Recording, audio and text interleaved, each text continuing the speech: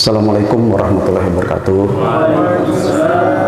Yang terhormat Bapak Dekan, Bapak Dr. Sukarni MAG, dan Wakil Dekan WD 1 Pak Jaki Mubarak, dan WD 2 Pak Muhaimin, serta Ibu Hayatun Naimah beserta Kabakti dan Kasubag Mikwa dan Umum, serta Bapak Ibu Ketua Jurusan beserta sekretarisnya, dan tenaga fungsional lainnya yang ulun hormati dan sangat kita banggakan.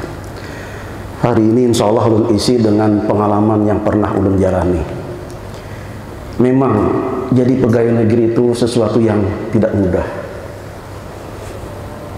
Jadi ketika ulun 91 jadi pegawai negeri CPNS, ya 91, ya ingat, gaji ulun tuh sekitar 88.000, itu 100%. Masa capek itu 66.000 rupiah capeknya. Jadi bayangan ulun kayak apa, anak malah anak orang, makan diri sendiri aja kadang mencukupi. Alhamdulillah di tangan ini ada keterampilan Pak Dekan. Alhamdulillah, barakat kita mengamati usaha orang tua itu, dan kita tidak tega melihatkan usaha beliau itu memakani anak-anak itu dari 11 orang itu dari hasil menjahit. Saya tidak tega. Jadi kakak itu ada yang jualan es, ada yang macam-macam. Tapi saya mengambil posisi ketika kelas 4 waktu ya, kelas SD, itu sambil diminta mengobras, disambil masang kancing dan seterusnya. Alhamdulillah berikit Pak. Akhirnya nempel juga. Nah sayangnya menjahit ini sudah kada bisa diaktifkan lagi Pak. Mesin di rumah itu sudah kada berfungsi lagi. Mungkin mata ini sudah mata 12 kita, nak ada 2 lagi 12. Jadi sudahlah, nikmati yang ada, syukur yang ada. Jadi ketika itu ulun ketemu dengan langganan kakak Junatur Saleh nama beliau tuh. Pas waktu ketemu apel di acara 17 Agustusan di Buntok itu, ketemu sama beliau. Assalamualaikum Pak Saleh. Waalaikumsalam. Mau Pak kambing di sini aja sih, ulun nih Pak aja empat makan beras dolok. Ah Jasidin, maksud kamu jadi pegawai kan Jasidin? Inggih Pak aja dulu. Nah, mun kamu jadi pegawai ini dinglah Jasidin, kamu ada hikam Jasidin. Hikam dengan sekalian naik pangkat, hanya kamu menikmati kayak apa jadi pegawai itu sebenting Jasidin kan. Karena dinglah hikam, karena bila hikam hendak mencari kawan hidup, maksud ulun bini Jasidin kan, cari nang profesi. Nah, kenapa Bapak dingnya Jasidin? Kenapa jadi Bapak menyarankan nang profesi itu? Supaya ikan bakayuh itu kada sorangan Jasidin. Nah, jadi nangaran bakayuh berdua tuh talakas sampai talakas tercapai tujuan Jasidin kayak itu.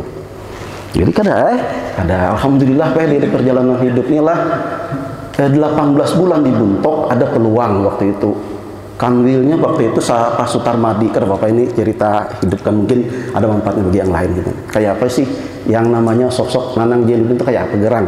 Nah, kayak itu mungkin ada baiknya jual lah. Gitu kan. Jadi jadi 18 bulan turun Pak Sutarmadi itu, Dr. Sutarmadi Sidin Kanwil Palangkaraya. Waktu itu separi Ramadan, bulan puasa waktu itu. Jadi ujar Pak Sutarmadi, kalau ada karyawan saya terhambat kuliahnya gara-gara diangkat jadi CPNS, saya persilahkan dia menyusun berkas supaya bisa meneruskan kuliahnya yang tertunda. Ulun laksana diberi gunung emas Pak. Ya Allah ya Rabbi, Jarul ini kesempatan amat sangat baik ini dalam meniti karir, dalam menata kehidupan yang mungkin lebih mapan gitu. Ya diumpati, sering jadi diumpati. Ya memang kada tak membalik telapak tangan peng kayak ini langsung kan macam-macam. Godaan, cobaan segala macam. Jadi rame juga bubuhan Buntok tuh Pak, kepala seksinya kayak Pesotar Darmawi segala Balkansa segala. Anak-anak kalau mau kawan hidup kami carikan. Wah Julun kalau misalnya sung-sung mencari kawan hidup ini kan kada bisa kemana-mana lagi. Studi kada sampai, ya kada bisa lebih baik lagi kan.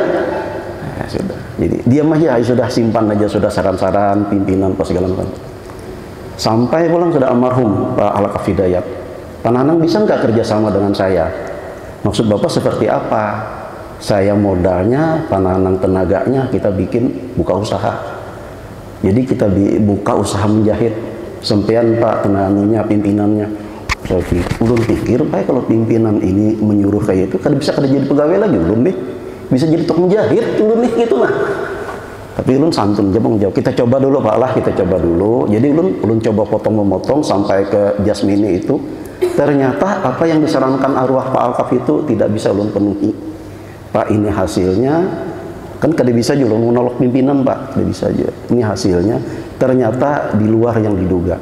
Jadi ceritanya Pak, kalau misalnya kita buka toko, ulun apa istilahnya itu pimpinannya, pian modalnya yang ada berantakan jadinya.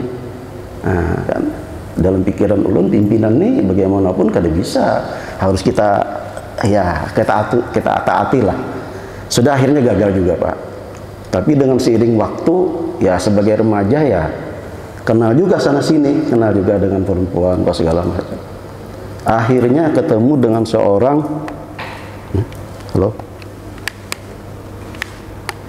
dengan seorang pegawai BRI. Sayangnya dia tidak muslim, apa namanya, Katolik orang Bangkuang. Jadi kebetulan si Kamista ini apa namanya tinggal tidak sendirian, dia ikut dengan masih keluarganya dengan Ibu Paris, namun bukan muslim juga. Nah, saya kepengen tahu bagaimana sih kasih sayang seorang ibu itu seperti apa. Jadi cerita ketika pulang ke Kapuas, saya cerita sama ibu, mah ini. Jadi cerita ringkas cerita jar mama ulun tuh, karena awal lagi sudah sidin menahan, aku jadi sidin menikam nekat juga tuh lawan pilihan nikam tuh, tapi Katolik, aku anggap bebuang kita lo tangbok kayaknya sidin, mak julun sampai kaitunya lah sidin kayak itu nah. Jadi bapak ibu kasih sayang orang tua itu tidak bisa kita remehkan, luar biasa.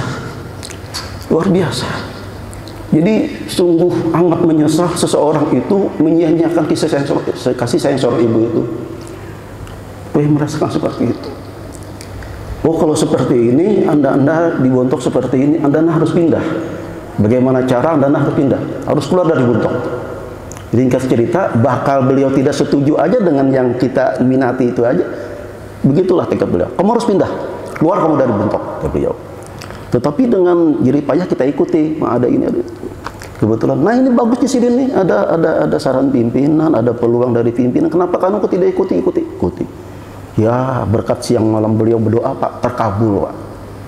Persis 18 bulan saya di Bontok, bisa tembus ke Palangkaraya, tugas di Kanwil. Alhamdulillah di sana bisa dilanjutkan studi yang pernah tertinggal dan selesai. Nah lalu barangkali ada pertanyaan, kok kenapa ceritanya sudah setahun setengah di Bontok 18 bulan 8 tahun setengah di Palangkaraya di Kanwil, udah genap 10 tahun Pak, genap 10 tahun ulun mutasi ke IAIN Banjarmasin, waktu itu masih IAIN. Nah di sini ya yang namanya kita perjaka ya, tapi alhamdulillah bukan dapat di Banjarmasin tapi dapatnya di Palangkaraya Pak. Dapat di Palangkaraya ketika ada penerimaan pegawai, karena memang ada sudah ya cukup berumur lah, orang tua mendukung juga kan. Bahkan ketika itu duluan adik saya Pak, adik ulun bilang, ibu saya tidak bisa menyetujui adikmu, kamu nggak boleh dilangkahi, segera kamu cari, kalau tidak ya bisa ibu penuhi. Nah ini kan ketika itu Pak Lutfi ya ada penerimaan CPNS, kita ini berjalan-jalan aja ke Kota Madia, ketemulah dari sekian daftar nama itu, kenapa terlihat yang sedang serumah dengan kita ini dan punya ya itulah sampai punya mantu. Nah jadi dari situ alhamdulillah. Jadi ceritanya hidup manusia ini ada semacam anugerah ya, anugerah dari Tuhan. Ada 3 yang dianugerahi Tuhan kepada manusia, tetapi Tuhan rahasiakan kepada kita. Pertama itu jodoh, kedua itu rezeki, dan ketiga itu umur. Jadi jodoh itu kalau misalnya tidak kita cari, ya mungkin susah juga ketemunya.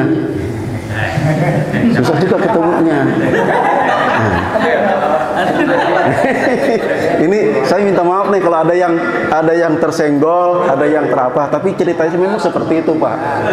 Jadi bahkan saya bahkan dalam menemukan ini ada 3 tempat yang saya temui. Jadi ketika di Buntok saya ketemu di masjid, Pak. Di masjid ketika apa namanya ini, kalau di setiap Ramadan tuh apa namanya? Setiap bulan Ramadan tuh apa? Safari dakwah. Iya, safari dakwah, tapi apa namanya judulnya tuh?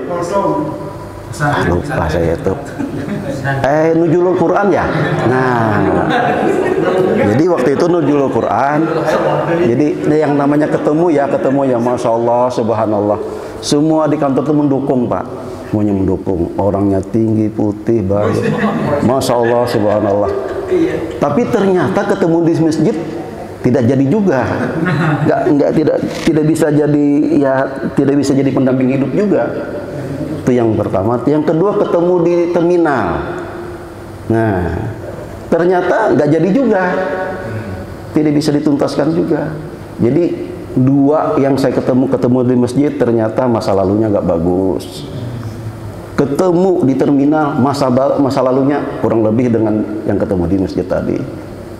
Kalau yang nomor 3 ini memang saya datang ke rumah, Pak. Saya datang ke rumah, saya cari alamatnya. Jadi yang dikatakan orang cantik itu memang betul ya, memang betul. Jadi almarhum Bapak dulu kalau mau cari istri, kata beliau, jangan di pasar, jangan di mall. Itu dia sudah pakai make up. Tapi usahakan ketemu dia itu ketika dia bangun tidur.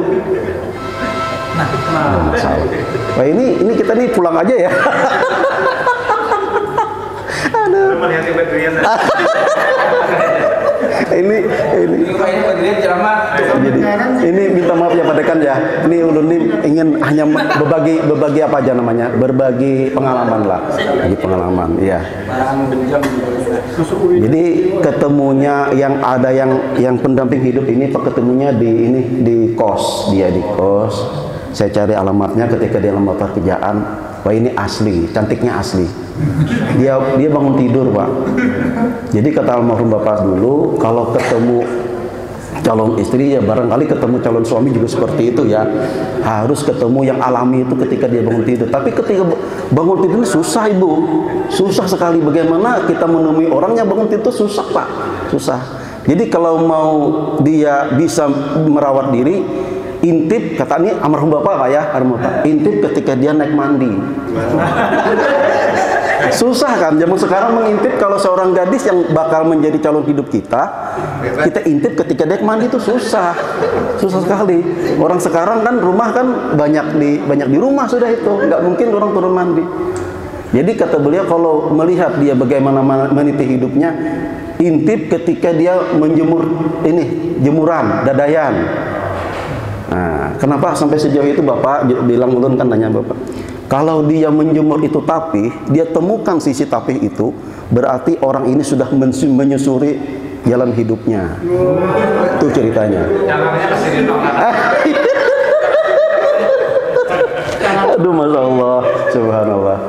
Nah, jadi ya itulah. Jadi karena ulun kan banyak juga ketemu guru-guru kan ketika ulun tugas di Palangkaraya, di Bimbaga, di sana itu ya dimanfaatkanlah sebagai ini dan sebagai itu, ya panitia lah, panitia pelatihan apa segala macam.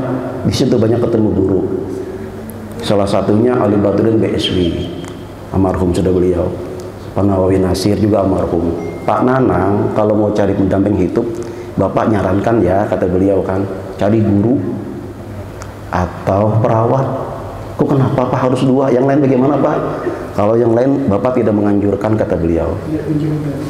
Kalau guru, dia memang mengajari anak orang, tapi dia tidak mungkin mengabaikan anaknya. Dia ada liburnya katanya.